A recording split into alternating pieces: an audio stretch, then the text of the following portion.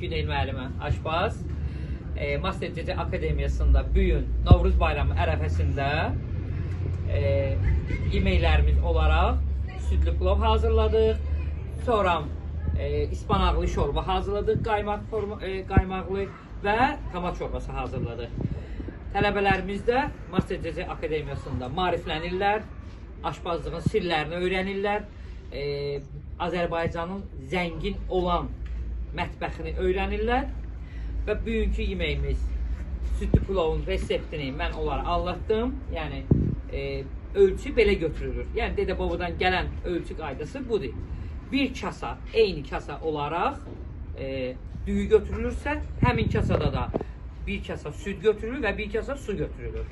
Üzərinə bir xörək qaşığı şəkər tozu, bir çay qaşığı duz, 150 qram kərə yağı və zövqə görə sarı kök və ya zəfəran əlavə edirik. Qoyuruq, yarım saat, bir saat qalır. Qaldıqdan sonra qoyuruq peçin üzərinə. Azca qaynayır. Qaynadıqda südlə su düyünün üstünə çatanda, yəni qaynayır az qalanda, onu qəşəng qarışdırır və qalın bir ədyalın, yorğan arasında örtülüb qoyuruq qıraqda.